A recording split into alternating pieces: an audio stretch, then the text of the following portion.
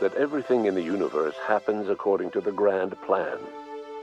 But the stranger that arrived in Halcyon was an unplanned variable. From the moment he landed in Emerald Vale, his actions altered the course of history. The events on Tartarus brought about the end of the board's authority. But the board's mistakes would haunt the colony for decades to come. The damage they left behind would require the work of a generation to repair. Dr. Phineas Wells began reviving a handful of the Hope's colonists: engineers, scientists, technicians, and intellectuals. They were among the brightest minds the Earth had ever sent out into the stars. The Hope scientists and engineers woke up in a colony descending headlong into total collapse. With no way to return to Earth, they had no choice but to band together and devote themselves to the cause of saving Halcyon.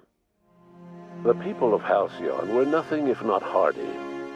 In the absence of the board's authority, many of the colony's settlements banded together with a single purpose in mind: survival. Life was especially hard in the years to come. Some towns dissolved by attrition and starvation, but most of them found a way to carry on. In the years to come, Halcyon was forced to reckon with its newfound freedom. The board was gone, and for better or worse, the colony was responsible for its own destiny. Sanjar's civil liberties and worker-centric policies were slow to catch on with the other corporations.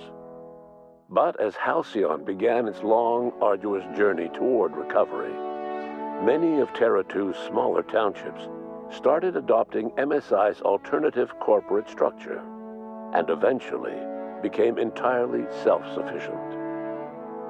In the coming years, many of these townships managed to eke by, where otherwise they might have starved. Consumed by paranoia, Lilia Hagen took Sublight Salvage in a controversial direction, openly accusing board officials of an extraterrestrial conspiracy. One day, an accident at the Groundbreaker's docking bay silenced her forever. Time would tell if her replacement could keep the Sublight family together. Adelaide McDevitt replaced Reed Thompson as the leader of Edgewater. She and her followers transformed Edgewater in their image. Anyone loyal to Reed was pressured into leaving town, and those who stayed behind adapted to her way of life. Adelaide transformed the old cannery into a new garden. The nearby Edgewater Cemetery provided a convenient source of fertilizer. Under the leadership of Junlei Tennyson, the Groundbreaker held firm against corporate influence. The ship's mechanical stability gave Junlei the time to educate a promising generation of engineers schooled in her family's traditions. The future of the Groundbreaker looks promising. The rediscovery of the Hope and the abandonment of the lifetime employment program forced Byzantium to come to terms with some uncomfortable realities about the state of Halcyon. While Byzantines were reluctant to surrender the luxuries they'd grown accustomed to, the board's diminished authority gave them little choice in the matter. Nearly everyone had to learn to make do with less. Some even had to get jobs. It was a dark time indeed. Your influence shifted Ellie's perspective. She finally admitted, albeit grudgingly, that she just might need other people. Sometimes. With a steady income from the life insurance payouts, she was finally able to afford a ship of her own. She hired a small crew and flew supply missions to communities on the fringe. Some of them were even legal. Life in Halcyon was sobering for Felix Millstone. The grand revolution he dreamed of never came. There was no great awakening for the colony, no celebrations in the streets. There was only the hard, desperate work of trying to repair a broken colony. Felix never had a head for numbers, but if there was labor to be done, he was there to help. Eventually, Felix realized that the work of a revolution was done with two hands. As much as he enjoyed his adventures aboard the Unreliable, The vicar, known as Max, eventually decided that it was time to move on, to live out the life he had sought so long to create.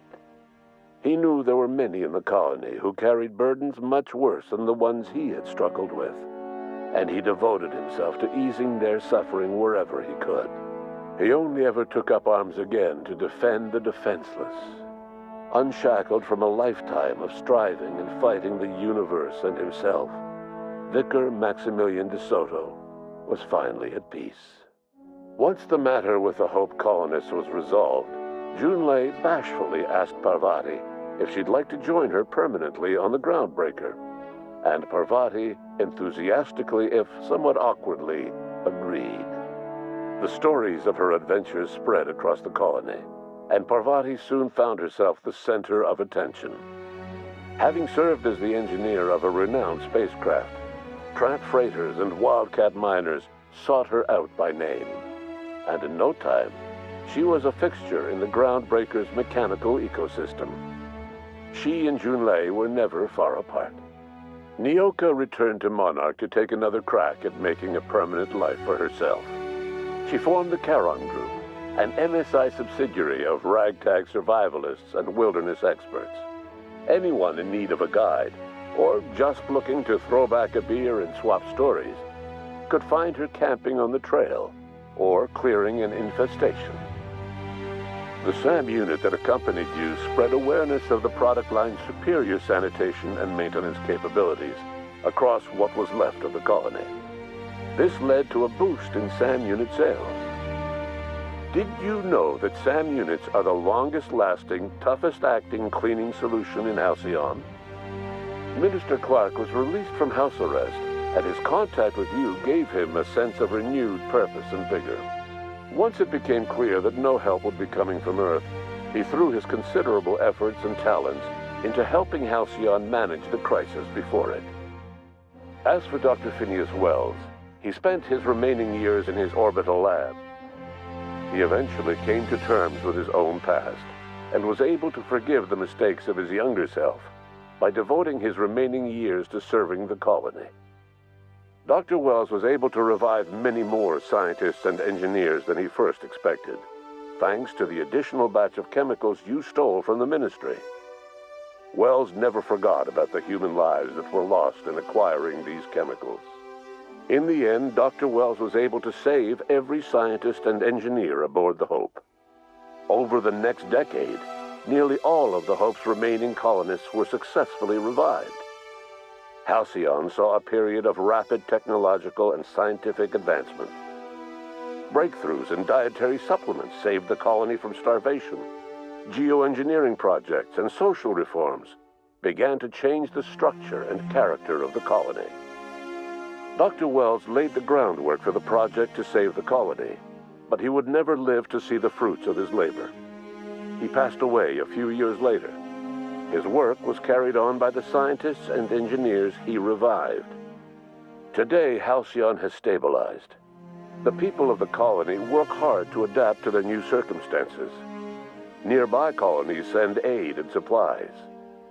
Life will never be easy in Halcyon, but for the first time in its history, there exists a sense of real, genuine hope about the future. And what about you? The unplanned variable in the history of Halcyon. You brought an end to the riot on Tartarus and partnered with Chairman Rockwell to run the colony together. As Halcyon looked toward the future, you remained a constant presence in the colony's administration. You were never weighed down by bureaucracy, and you never had to dirty your hands with politics. You had people who did that for you. By your influence, Halcyon survived the turbulent years that were to follow. No one knows what's happened to Earth, and no one knows what the future has in store for Halcyon. All we know for certain is this: the name of the Unreliable and that of its intrepid captain will remain the subject of countless stories for years to come.